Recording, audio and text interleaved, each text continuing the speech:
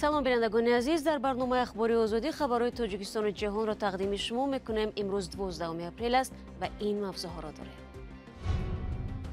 сокинони даҳум манзили тахрибшаванда дар душанбе аз ширкати сохтмонӣ пардохти ҷуброн пули арзандаро талаб доранд. ҳоло ба додистонии кулли тоҷикистон шикоят бурдем ва умедворем ки ин ниҳод аз мо ҷонибдорӣ мекунад. таъқиби тазоҳургарон дар қазоқистон, полиси остона кормандони эътирозгари ширкатҳои нафтиро ба шаҳри жанаозен мефиристанд. ва дар куло барои ҷилавгирӣ аз фоҷиа дар соҳаи Тебалай аз ҳисоби сокинон гурӯҳи наҷот таъсис дода мешавад. мо тоза мекунем, ҳар сол ами сел меояд, имрӯз шуда мебад, бо соли нав бо ҳами хеле мешавад, ман амуз вақт додем бачшо. баҳси сокинони як бинои қадимӣ дар маркази Душанбе бо ширкати сохтмонӣ амиқ рафта ва ҳукумати пойтахт дастур додааст ки то замони ҳал шудани ин моҷаро тахриби манзил боздошта шавад. маскунони баландошиёна пардохти ҷуброни муносибро талаб намуда мегӯянд дар сурати ғайр хонаҳояшонро тарк нахоҳанд кард. ин баҳсро Искандари Фирӯз ва Амир Исоев пайгирӣ карданд. сокинони кӯчаи Нисор Муҳаммади шаҳри Душанбе бо шартҳои пешниҳодии ширкати сохтмонии Ориона Сохтмон мувофиқ нестанд ва афзоиши маблағи ҷубронпулиро тақозо мекунанд. раёсати меъморӣ ва сохтмони Душанбе то замони қонеъ кардани талабҳои сокинон тахрибу сохтмонро мутаваққиф кардааст. кӯчаи Нисор Муҳаммад дар маркази пойтахт воқеъ аст ва бештари сокинон аз солҳои 50-уми асри гузашта дар ин биноҳо зиндагӣ мекунанд. Снежана Голубева сокини ин бино мегӯяд ки ҳуштори ширкати Ориона Сохтмон дастраси онҳо шуда дар он тақозо мешавад ки дар тӯли 10 рӯз манзилашонро тарк кунанд. аз рӯзи дигар кормандони ширкат атрофи бинои моро деворпеч карданд. ҳарчанд розигии сокинон барои тахриби биноро нагирифта буданд. мо сокинон дастҷамъона ба додистонии ноҳияи Шоҳмансури шаҳри Душанбе шикоят бурдем. вале додистонӣ аз боз кардани парвандаи ҷиноӣ барои амали худсарона худдорӣ кард. сипас ба додистонии Душанбе низ шикоят бурдем, аммо додистонии шаҳрӣ низ нахост парванда боз кунад. ҳоло ба додистонии кулли Тоҷикистон шикоят бурдем ва умедворем ки ин ниҳод аз мо ҷонибдорӣ мекунад. талошҳои радиои озодӣ барои пайдо кардани масъулони ширкати Ориона Сохтмон бенатиҷа монд. масъулони ширкат ба зангҳо ҷавоб намедоданд ё мегуфтанд ки дар ширкати Ориона Сохтмон ҳоло кор намекунанд. муайян шуд ки ин ширкат дар шаҳри бохтари вилояти Хатлон сабти ном шуда аз пардохти андозҳо беш аз 250 000 сомонӣ қарздор буд ва мақомоти дахлдор аз ин ширкат беш аз 50 000 сомониро ба ҳисоби пардохти андоз гирифтаанд. дар раёсати меъморӣ ва сохтмони ҳукумати шаҳри Душанбе ба радиои озодӣ гуфтанд ки тахрибу сохтмон дар маҳалли зикр шуда мутаваққиф шудааст.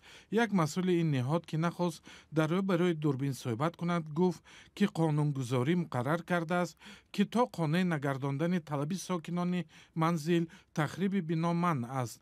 Зайнулло Соҳибов ваъда дод ки бо фарорасидани тобистон ширкат соҳибмулконро қонеъ сохта сипас ба сохтмон шурӯъ мекунад. дар як садама дар ноҳияи Варзоб Маъруф Муродов ва Толиб Буриев ду маъмури идораи зиндонҳо дар Хуҷанд ҷон бохта, ду каси дигар захмӣ шуданд. ҳодиса 6 апрел дар шоҳрои Душанбе Хуҷанд рух дод. радиои озодӣ ҷузъиётро 12 апрел дастрас кард. як манбаъ дар идораи зиндонҳои вилояти Суғд ба шарти фош нашудани номаш гуфт онҳо ба гузориштдиҳӣ аз вазъи маҳбаси Хуҷанд ба ҷаласаи фаврӣ дар Душанбе мерафтанд. масъулони маркази матбуотии Вазорати корҳои дохилии Тоҷикистон мегӯянд ҳодиса бо айби ронанда рух дода мошин ба чуқурӣ афтод. соли гузашта дар Тоҷикистон тақрибан 1100 садама сабт шудааст. бар асари он 416 нафар ҳалок шуда, зиёда аз 1000 каси дигар ҷароҳат бардоштанд.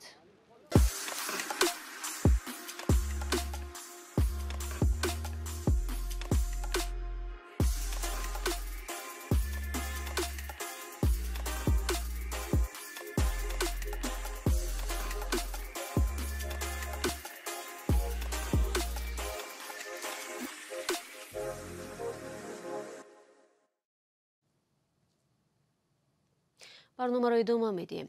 امروز 12 اپریل دادگاه شهر استانه سیاستمدار مخالف حکومت نورجان اولتاєв را به 15 روز حبس محکوم کرد. او به پشتیبانی از اعتراض خشونتبار در شهر ژناوزن متهم شده است. دادگاه قزاقستان اولتاєв را به عمل مخالفی جماعت‌های مردمی گناهکار دانست. 11 اپریل دست کم 80 سابق کارمند شرکت بیرالی منگیستاو شب را در نزد وزارت انرژتیک قزاقستان سپری کردند. آنها طلب داشتند که در کار برقرار شوند. گزارش زرانگیز نوروشو در همین باره است. شام دیروز در آستانه از اتوبوس‌ها در نزد بینای وزارت انرژی نیروهای ویژه صبر بیرون آمدن نفتکش‌های اعتراضگر را احاطه کردند. گروه بازداشت شده برخی با تمام قوت تلاش کردند مقابله و همکارانشان را از دست نظامیان آزاد کنند. با شنیدن خبری سرکوب خشونت‌آمیز تظاهرات در آستانه ساکنان شهر ژناوزن قزاقستان هم به خیابان برآمدند. آنها رهایی نفتکش‌ها را طلب کردند. در میان اعتراضگران زنان و کودکان و پیرانسالان هم بودند. اگر همکاران ما را در آستانه رها نکنند تمام ژناوزن را به پای می‌خیزانیم. همین خیل نه بچه‌ها، آنها به خاطر برقرار شدن عدالت به آنجا رفتند و ما آنها را جانبداری می‌کنیم. با حمایت از نفتکش‌های بازداشت شده در آستانه کارمندان شرکت‌های دیگری نفترسانی هم نوارها ثبت کرده تهدید می‌کردند که اگر همکاران آنها آزاد نشوند کارشکنی می‌کنند. این وضع سبب شد که اینترنت در ژناوزن قطع شود. شمار مردم جمع آمده در میدان مرکزی هرچی بیشتر می‌شد. رئیس شهر به نزد آنها برآمد و رهبر ولایت منگیستاو هم شبانه در یک نوار به مردم مراجعت کرد. حالا باید ما به احساسات داده نشویم و آرامی را حفظ کنیم. ما می توانیم همه مسئله ها را حل کنیم. تحریک به تظاهرات در جامعه به قانون شکنی و ناآرامی می رساند. دوستان عزیز، من از شما دعوت می کنم آرام باشید. می خواهیم این مسئله در دایره قانون و عادلانه حل شود. نزدیک صبح تمامی نفتکش‌های بازداشت شده را رها کردند. دیرتر آنها در یک نوار در راه آهن استانه ظاهر شدند. ما نفتکشان ژناوزن در جستجوی عدالت به استان آمدیم. همه صحت و سلامتیم و همه یک جا به خانه برمیگردیم. با این وجود صبح در ژناوزن چندان آرام نبود. نظامیان مردم را در خیابان بازداشت می‌کردند. مقامات گفتند ساکنان راه‌ها را بستند. کارمندان برخی از کارخانه‌ها همانا به نشانه اعتراض به کارشکنی ادامه می‌دهند.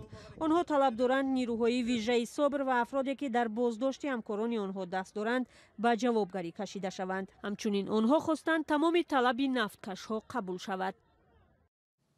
برمیگردیم به تاجیکستان. در شهر کولوب یک گروه نجات تازگی رودخانه تیبالای را نظارت خواهد کرد. چند سال پیش سوی تیبالای پوری سنگ شد و آب سویل‌ها را شکست و به محله‌های کولوب درآمد و راه و خانه‌ها را ویران کرد. محمود جان رحمتزاده گزارش می‌دهد. در مقابل سیل و آبخیزی رودخانه تیبالای یک گروه نجات تأسیس یافت. آن از 90 داوطلب ساحل‌های این سوی عبارت است. حالا این گروه که طبق یک برنامه سازمان ملل به میان آمده است، دوره آموزشی را پس سر می‌کند. در این گروه 90 نفره که از اهالی باشندگان ساحل سوی تیبالای ما انتخاب کردیم و خود رئیسان کمیته محله هم انتخاب در یک جایی با انتخاب رئیسان جماعت همه طبقه شهروندی بودند. رودخانه یا سوی تیبالای از بین شهر کولوب می‌گذرد و سیل راهی آن میباشد. حالا در درون رودخانه دیده می شود که مردم بیشتر پرتوهای خود را اینجا می پرتویند. در خدمات کمونالی شهر میگویند که آنها چندین بار رودخانه را تازه کردند، اما مردم باز دویم بار اخلاطهای خود را آورده در رودخانه پرتافته‌اند. شهروندایی که در نزد همون قطقد سوی زندگی و استقامت میکنند هم جای اخلاط پرتویی، هم حاجت خانه‌های خود رو و هم دیگر پرتوهای ساختمانی، پرتوهای بویناک و افلاس جزیره خود رو آورده در قد سوی، در درون سوی و نزد پول‌هایی که هستن بالای سوی همه اونجا دا میپرتویند. اینجا هم قوطی پرتوی گذاشته شده است، اما دیده می شود ساکنان نه در قوطی بلکه پرتو را در رودخانه پرتافته‌اند. مشکل در آن است که به نظارتی و به جزا ماندن گناهکاران و ادامه یافتن این عادت سبب می شود. یک عمر هست منم 60 سالم در این کوچه زندگی میکنم همه وقت ما تازه میکنیم هر سال می سیل میاد امروز شدن بعد با سال با هم خیلی میشه من مصرف دادم بچه میکنم در چه کدام محیط ما همین هوا نفس میکشیم بعد ویروس میدن من یو ویروسه من یو قصه. اکنون یکی از وظیفه‌های اولین گروه نجات نظارت بر تازگی تیبلای خواهد بود. سپس پاککاری آن و عمل در حالت ضروری. مقامات هم رودخانه تیبلای را خطرناک می‌حسابند. رودخانه‌ای که سال 2010 در کلوب باعث مرگ چند نفر و ویران کردن ده‌ها خانه در چرمگرانی پایان کلوب شده بود. اکنون امیدواری هست که نظارت بر تازگی سوی این خطر را کمتر خواهد کرد. محمود جان رحمتزاده، آزادی، کلوب. мануэл микалер сафири нави амрико дар душанбе имрӯз дар ҳузури хабарнигарон дар бораи мавқеи ин кишвар дар баробари нақзи ҳуқуқи инсон дар тоҷикистон, нақшаҳои минбаъдааш дар робита ба ҳимояи ҳуқуқ ва кори расонаҳо суҳбат кард. сафири тозатаини амрико дар ин мақом ҷон марк помиршаимро иваз намуд ки аз соли 2019 сафири ин кишвар дар тоҷикистон буд. тафсилоти суҳбатҳои мануэл микалерро дар гузориши алишер зарифӣ ва шаҳлои абдулло ҳамро тамошо мекунем. сафири тозатаини амрико дар тоҷикистон дар нахустин дидораш бо журналистон гуфт кишвараш минбаъд низ ба ҳифзи ҳуқуқи инсон ва озодии матбуот мусоидат хоҳад кард.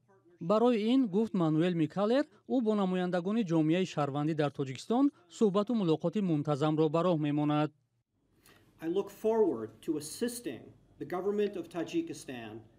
умедворам ки ба ҳукумати тоҷикистон дар иҷрои ӯҳдадориҳои байналмилалиаш ва идеяҳои дар конститутсия зикршуда барои пешбурди ҳадафи муштараки мо беҳтар намудани сатҳу шароити зиндагии тамоми мардуми тоҷикистон кӯмак расонам. иёлоти муттаҳида минбаъд низ ба ҳуқуқи инсон, озодии дин, озодии матбуот ва озодии баён мусоидат хоҳад кард. ман нақша дорам ки мунтазам бо намояндагони ҷомеаи шаҳрвандӣ вохӯрам то дарки дурнамои онҳоро идома диҳам ва ӯҳдадории иёлоти муттаҳидаро ба манфиати онҳо тасдиқ кунам.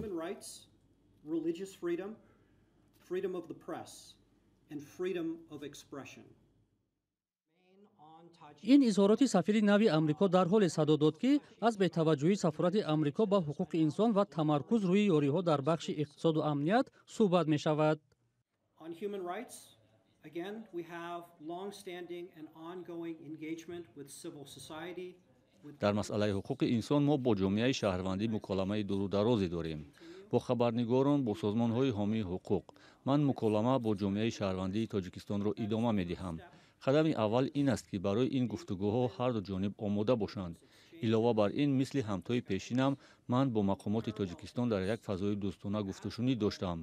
дар бораи ӯҳдадориҳои байналмилалии мақомоти тоҷик нигарониҳои мо дар мавриди маҳдуд шудани фазои ҷомеаи шаҳрвандӣ ва ин ки мо чӣ гуна метавонем ҳамкорӣ кунем то ба мақомот кӯмак кунем дар расидани ҳадаф ва ӯҳдадориҳои байналмилалӣ аз ҷумла ӯҳдадориҳо дар самти озодии матбуот, хабарнигорон, ҳомиёни ҳуқуқи инсон. And to comply with its own international commitments, including in the space of freedom of expression. ба иттилои расмӣ аз замони соҳибистиқлолии кишвар амрико ба тоҷикистон ба маблағи қариб $2 миллиард дар бахшҳои гуногун аз қабили иқтисод, тандурустӣ, маориф, амният кӯмак расонидааст. соли 2022 ҳукумати амрико танҳо тавассути USAID ба тоҷикистон дар ҳаҷми қариб $40 миллион ёрӣ кардааст. ин кишвар кӯмакҳои худро ба тоҷикистон афзоиш дода нест. фаъолони шаҳрвандӣ умедворанд ки фишори ӯ барои ҳифзи ҳуқуқу озодиҳо ва волоияти қонун низ баробар ба кӯмакҳо афзоиш хоҳад ёфт. ва рӯзи 11 апрел полиси индонезия гуфт ҳангоми кӯшиши фирори 3 шаҳрванди ӯзбекистон аз боздоштгоҳ як афсари хадамоти муҳоҷират ва яке аз боздоштшудаҳо ба ҳалокат расиданд. кӯшиши фирор бо нокомӣ анҷомид ва 2 нафари боқимонда бори дигар боздошт шуданд. тафсилоти ин ва дигар хабарҳои рӯз дар вебсайти Радиои Озодӣ. бинандагони азиз, шуморо ба барномаи ахбори озодӣ ташаккур мегӯем ки тамошо кардед ва хабарҳои бештар дар вебсайту саҳифаҳои Радиои Озодӣ дар фейсбуку, инстаграм, твиттеру, телеграм ва тиктоку одноклассники дастрас мебошанд. то барномаи фардо худро эҳтиёт кунед ва худо нигаҳдори ҳар якатон.